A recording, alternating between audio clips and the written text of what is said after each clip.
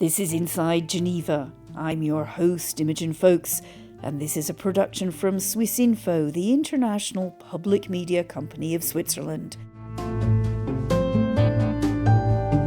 In today's programme, sport was actually a meaningful tool to include people in need, people that needed some community around them as well. It's not easy to have this confidence and grow in the society as an immigrant. So this is a very good thing that they're doing, to giving opportunities to people who really need it, to find themselves, their space, their place, and their confidence. We have all these international organizations working on various global challenges. But when you talk to people from Geneva, they don't really know what's happening in this bubble. I'm still not feeling welcomed in this country because I'm not accepted. So don't expect me to really feel that I love Switzerland. I'm still not in that point. I'm trying to have this love in my heart. hello and welcome back to Inside Geneva. I'm Imogen Folks, and regular listeners will know that this summer we've been bringing you a series of profiles about people who live and work in international Geneva. Chris Lockyer from MSF, Doctors Without Borders, told us about his work from Somalia to Gaza. We heard from Olaf Valverde of Drugs for Neglected Diseases about the success finding a treatment for sleeping sickness, and Legal Action Worldwide's Antonia Mulvey gave us an inspiring interview about her work defending women who have been victims of trafficking or sexual violence. Today, we've got something a little bit different. Not one profile, but two. My name is Lena Menge. I'm the manager of strategic partnerships and public relations at the Geneva Graduate Institute, which is a higher education institution based in Geneva. I'm Mahdie, I'm 29 years old, I'm from Iran, and it's been 5 years that I'm almost living in Geneva. I'm an asylum-seeker in Geneva, Switzerland. Lena and Mahdie live right here in Geneva. Lena is a high-flying professional at Geneva's Graduate Institute. Mahdie is an asylum-seeker from Iran. She has been waiting for the Swiss authorities to decide her case for 5 years. So, what do they have in common?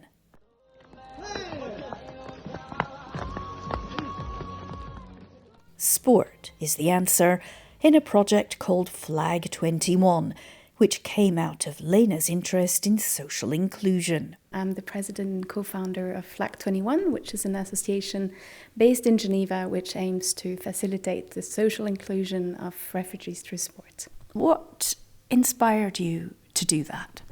It was actually a good exercise to prepare for this interview, because it allows you to take a step back and think, okay, why did I actually choose to take the path I did?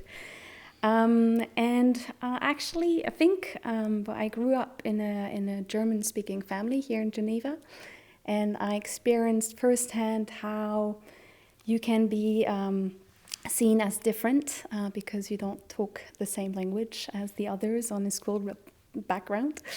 And so I actually was always very interested to see how you can use these differences to bring them as a strength and not as exclusion. So I think it started from there somewhere.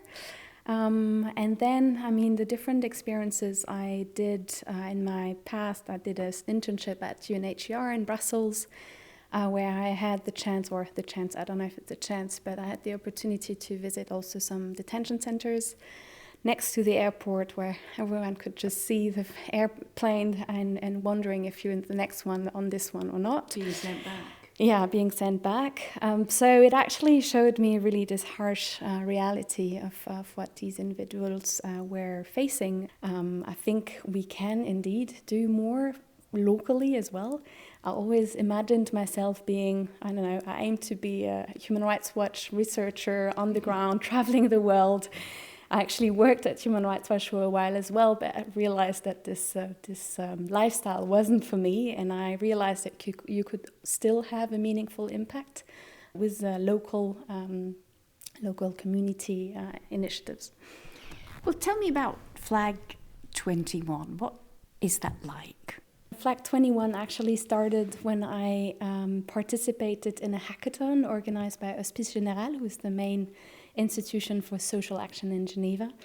And it's actually, I don't know if you already participated in a hackathon, but it is really just a pool of so many people from different backgrounds that are coming up to brainstorm and develop innovative ideas. And I was actually part of a group who thought that sport was actually a meaningful tool to include people in need, people that needed some community around them as well.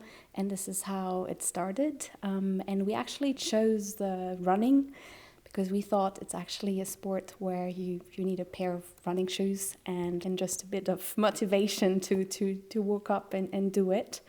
So it started like this, and we have put in place training sessions on Saturday mornings in the Parc des Eaux next to the lake. We are offering trainings from beginners to advanced runners. It's open and free for everyone. We have great coaches such as Mahdie who are dedicated and who are great runners themselves, all with a refugee or asylum background. And it's actually a moment where for locals, for expats, for refugees, migrants, I mean, it's really, it's a mix of population that come to one spot just to enjoy some sport. And for an hour or two, you just forget your troubles, your challenges. And I think for many that are participating in our activities, it's just a moment where you have the impression to fit in somewhere, which is not the case, I guess, in their day-to-day life. Tu sautes, tu échanges les pieds. Voilà. On échange et puis voilà, c'est ça. Mahdie spent her first 10 months in Switzerland not knowing anyone, not knowing what to do. And then she found Flag 21. It's very hard to wait for something that's all your life, basically, depending on that.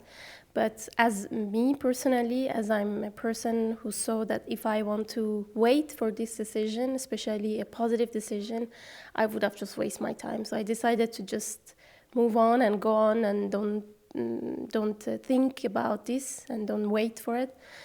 And I think it was almost 10 months that I've been arrived in Geneva that I found in an association who are doing sports activities on Saturday morning. One of my friends presented to me, and then I was interested because it's hard as immigrants to engage with the society and do sports with the group.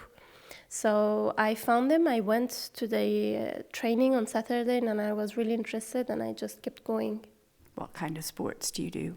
Yeah, my first sport is swimming. Like now I'm coming from the pool, I'm all wet. But and then besides that, I do fitness and running, and I love swimming. Tell me why you enjoy it. How does it make you feel to be involved in a sport like that? It took me also a bit of time to really find this connection with doing sports, to not feeling that it's a burden, because as I see many people, they found it very complicated. Some people, when we do sports together, they told me sometimes I prefer to just sit here and smoke. That broke my heart, and I'm like, why you're not enjoying it? She's like, yeah, because it's so hard. They don't find this connection. I used to be like that, but then I tried to find this joy, because yes, it's good for the health and many things, but it's also good to find this connection because you need to enjoy it. And I think it's also kind of therapy for me, because no matter how I feel before I start doing sports or meeting like someone in a group to do sports, after I feel great, I totally forget that what I was worried about before that. But I totally don't remember the reason. On va fléchir un genou après l'autre, pousser un talon. But lest you think this is just another do-gooder project with the worthy citizens of Geneva getting a feeling of virtuousness every weekend by running with refugees, you would be wrong, says Lena. Flag 21, what it is doing, it's just facilitating cultural exchanges to promote mutual understanding, respect, tolerance, which is breaking the stereotypes that each of us have in a way, and it's really strengthening this social cohesion. As someone that is born in Geneva, I didn't have many opportunities to be interacting with refugees or migrants, and I think this is also something we want to provide for Geneva-based people, that they have to learn other cultures, understand them, and maybe, of course, when you hear all the right-wing rhetoric that we have nowadays everywhere in the world, I mean, it also shows you what people are and what they can bring to our host societies. And I think this is what Flag 21 wants to aim as well, is really to have this two-sense integration, because we need to open up, and I believe that you need to understand each other to have more inclusive, more sustainable societies. It's interesting though, I mean, Geneva is the humanitarian capital, that even here you feel like there's a lack of awareness. I mean, the UN Refugee Agency is headquartered here. Well, I think this brings a much broader issue that Geneva has. I mean, we have all these international organizations working on various global challenges. But when you talk to people from Geneva, they don't really know what's happening in this bubble. And I think this is a more global issue for those organizations to actually really do some awareness raising. And indeed, communication is one thing, but I think also in Geneva, you might think, okay, everything is fine in our country. All the issues that are talked about in international Geneva are not really our concern. And they would be wrong. They would indeed. I'd say there is something moving in Geneva about these issues, but of course we should be doing much more to welcome refugees and migrants much better in our host societies. À l'expiration, on arrondit, on pousse l'espace entre les omoplates vers le ciel. Flag 21 has been a huge success. It brings different communities together. They can learn from each other. The fear or mistrust of something or someone different soon disappears when you're all running together. Still, Mahdie has her worries about her family back in Iran and about her uncertain status here. I used to be very worried, but now I'm just frustrated to have no stable life. Worried, fortunately, I would say. My parents, they okay living in Iran, but the situation is not good. So it's a kind of like a sadness, really, when you think about it, and you like what will happen for people and my family and friends there. But that's a motivation for us to keep fighting. And at Flag 21, have you met other asylum seekers, refugees? Actually, the base of this association is to give opportunities to the refugees, immigrants, and all the coaches, their background are refugees and immigrants, and they're from Iran, Afghanistan, Turkey, or Syria, Ethiopia. And I saw them, they growing, they just growing up, they confident now. I saw them, they found jobs and they're really happy. And I think without doing small things before, it's not easy to have this confidence and grow in the society as an immigrant. So this is a very good thing that they're doing, to giving opportunities to people who really need it, to find themselves, their space, their place, and their confidence. And Lena adds, the strength the refugees and asylum seekers find from Flag 21's sports activities goes both ways. I learned a lot, and I think just going to the training sessions, you come back of these trainings, you talk to so many different people, and you come back with such an energy. I mean, they have such a resilience, they have so much strength to share with you, that you come back and you think, my God, my little problems are really nothing. So I think that's something just that since I launched the association, this is something for me that I always carried with me. What I think is also interesting is, given that at the Geneva Graduate Institute, I'm really involved in this more big picture lens on various policy issues.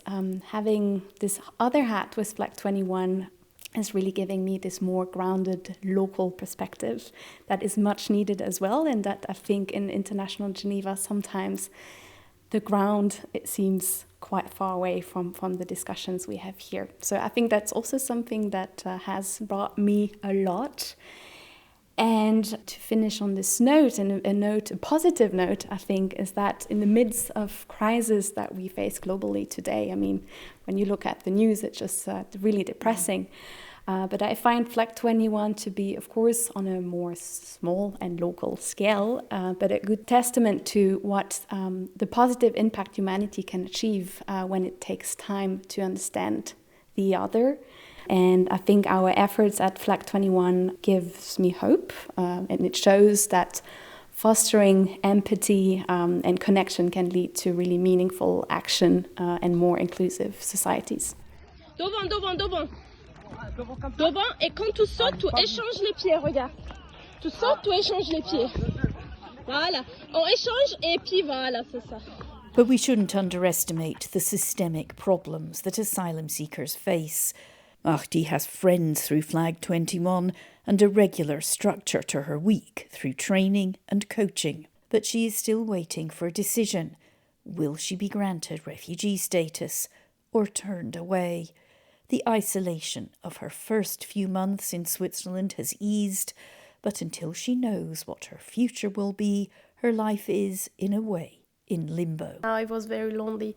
I knew someone because at the beginning I was a roommate with someone, and we just kept our friendship kind of. But it was lonely because I went to gym and I just kept going, but it wasn't easy to.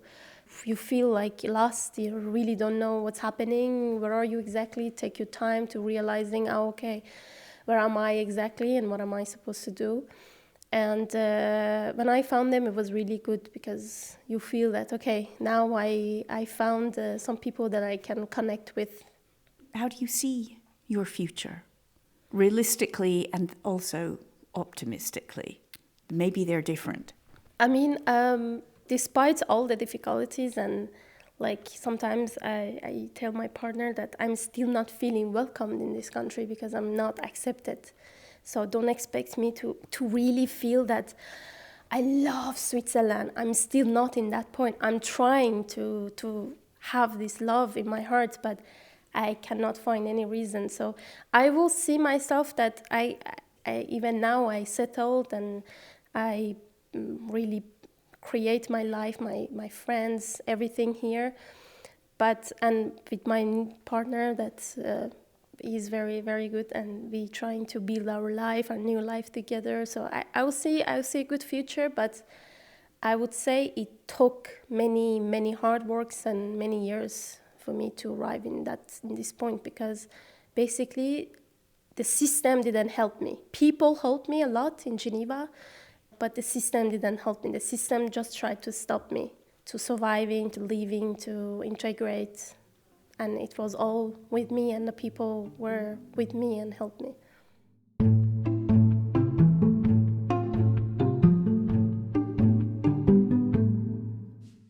And if you're in Geneva and you'd like to get involved in Flag 21, you can find them at flag21.ch. Everyone's welcome. There are lots of different activities, and a good time and a warm welcome are guaranteed.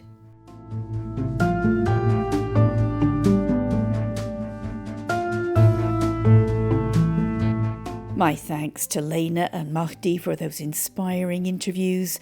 It just goes to show that despite the big problems our world faces and the often unsuccessful or unhelpful policy approaches from our governments, ordinary citizens working together on something that might sound small can actually make a big and very positive difference.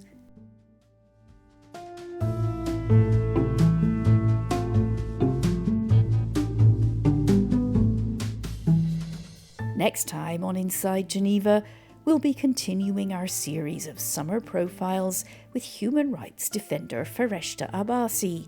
Originally from Afghanistan, she's now a regular in Geneva and her focus is defending Afghan women's rights. I was scared and I could see it coming. Yes, I mean, I think for women of Afghanistan, we knew that. Taliban taking over Afghanistan means that it will be a dark future for women. It's 3 years since the Taliban took over, and the restrictions on women are becoming, by the day, more brutal. So what can Fareshta, her colleagues, and we do to help? I think it's very important to stand with them, to listen with them, and to amplify their voices.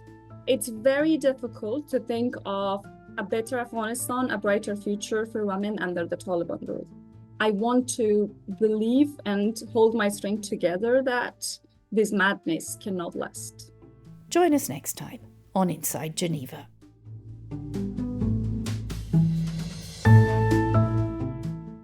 A reminder, you've been listening to Inside Geneva, a Swissinfo production. You can email us on insidegeneva@swissinfo.ch and subscribe to us and review us wherever you get your podcasts. Check out our previous episodes, how the International Red Cross unites prisoners of war with their families, or why survivors of human rights violations turn to the UN in Geneva for justice. I'm Imogen Folks. Thanks again for listening.